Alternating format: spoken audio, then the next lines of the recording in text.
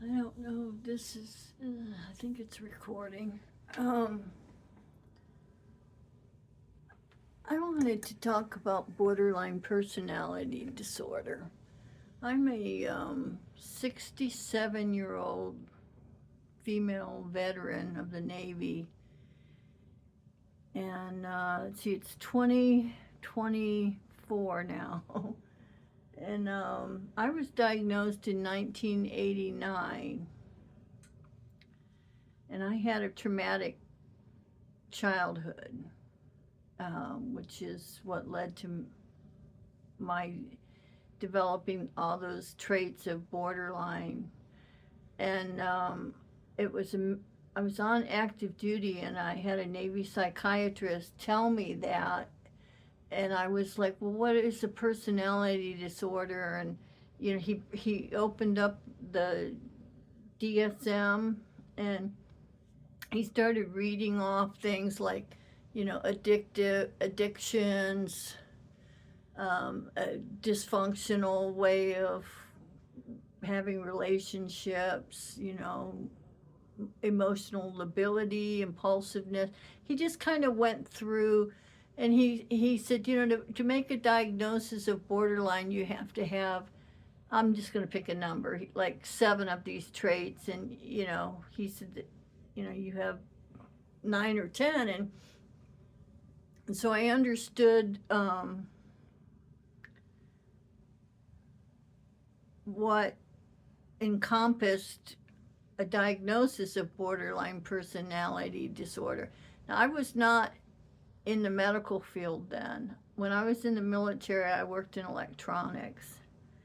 I did become a registered nurse after I got discharged from the military. I used my VA thing and went back to college. And so, I was high functioning. I went through, I had gotten a college degree in the military, and then, an RN degree. But getting back to being a borderline, I'm taking, I've been on antidepressants since probably, I got, let's see, 89. I was in the military until 93. So while I was on active duty, I did not take any antidepressants, any mood stabilizers, anything like that. I did take PRN, short term use anxiety medications, because I would have PTSD,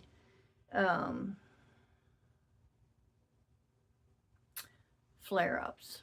I'll just call it that, where I was having a lot of bad dreams, and I couldn't eat, and I couldn't sleep for days, like, Monday, Tuesday, Wednesday. And I remember there was a 1 week period where, like, I had gone to medical, and I said, I'm having like all these memories coming back, and I had repressed memories. And for some reason, when I quit drinking alcohol and I had started going to Alcoholics Anonymous, then these repressed memories came out. And it was just horrifying, because I'm like, how can I remember something that never happened? Like, because you live your life and you have no conscious memory of it, but it's all there in your subconscious. And they said, like, well, when you quit drinking and having this dysfunctional way of dealing with things, that the memories came up. And so, like, I went to medical, and it's like they weighed me, like I said, I was 142. And then they took me off work. And I mean, it's so hard to get a sick leave chit. And when you're active duty, I mean, you always work. They never give you a day off. You work up till the day you deliver your baby and stuff. And I went back in a week, and I had lost 8 pounds. In 7 days, I had lost 8 pounds, and I wasn't overweight. and it was like the adrenaline, the fear-based adrenaline had spiked, and then I couldn't swallow. It's like you know how like when you're really scared, like your spit dries up, and I couldn't swallow. And so the only thing I would eat, like in a whole 24-hour period, was I would try to get a container of yogurt down. You know, I'd take the spoon and I'd say, okay, come on, Joanne, you can do this. And I'd put the spoon in my mouth and swallow, you know, like think about it, swallow. Because I don't know, it's almost like you feel like you're going to gag, or when you're in an extreme state of, you know, I guess it's that fight or flight kind of fear. I can't really describe it because um, it's like it happened it's like I saw it happening to me, but it's almost like an out of body experience. Like you're suffering with the symptoms, and then your brain is just going like, what is going on? What's happening to me? And I needed a lot of reassurance that it wasn't going crazy, because it felt like I was crazy. PTSD was, oh God, that was bad. And the 1980s, we really didn't hear that diagnosis much. Like I got diagnosed with PTSD the same time I got diagnosed with the borderline, and it wasn't really in the general population. And they didn't have too much about childhood sex abuse either, except for that one lady. She was like a Miss America. She won a beauty pageant in America. And she was on the cover of People magazine, and she was talking about the splitting. Like she split herself into a day child, and then the night child had all the memories of the sexual abuse. And anyway, I'm 67 years old and I'm still struggling at times. Um, I've been on antidepressants.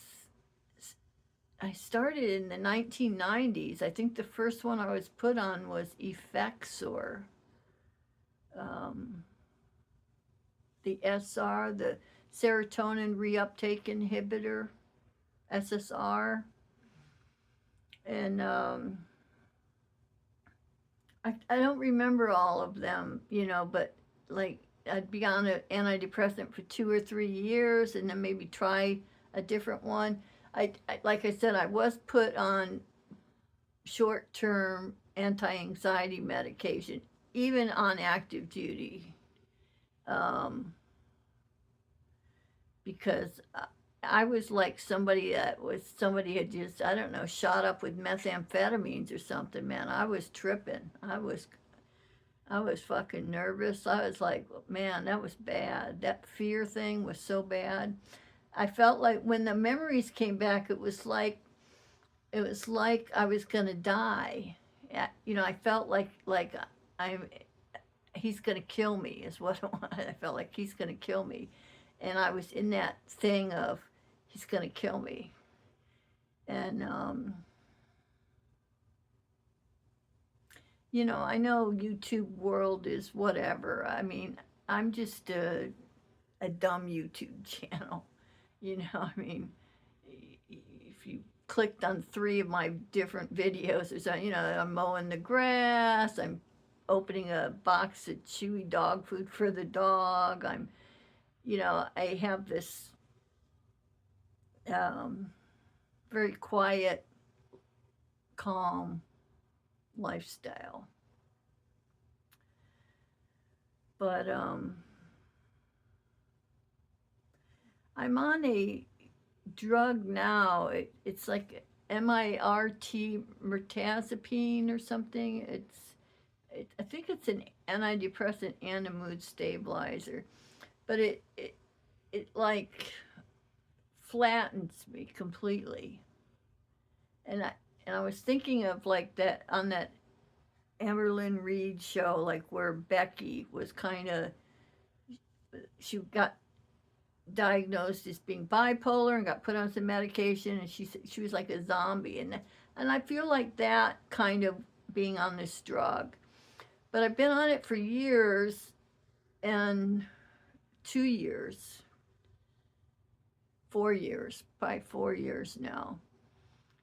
And I have to remember, like, how it was like when you're going up and down and constantly cycling, where you're um, almost like a manic depressive thing, but it's just a lability, labile, your mood's changing. And so, I'd be happy and then I'd be crying and, elated and so I'm glad that all of this up and down has become like this, but it's almost dampened out. And I think too, I have read that borderline, like the older you get, your coping skills become greater or whatever. But anyhow, this is a serious discussion for um, people like me.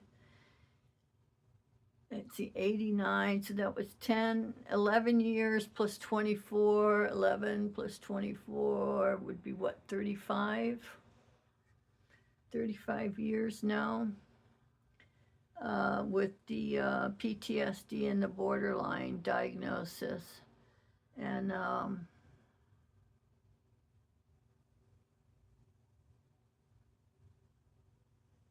don't know if you're like in your 20s, I can just tell you it'll get easier in your 40s. And just try not to fuck up your life too much. Try not to leave your husband, try not to quit your job, try not to make rash decisions, because that's kind of how borderline felt for me. Was like I was constantly wanting out of a relationship, or wanting out of a marriage, or just always feeling like I had to do something, always feeling like I had to take some sort of action, and you can really just screw up your life. So my name's Joanne, and I hope to hear from a couple of you. Thanks.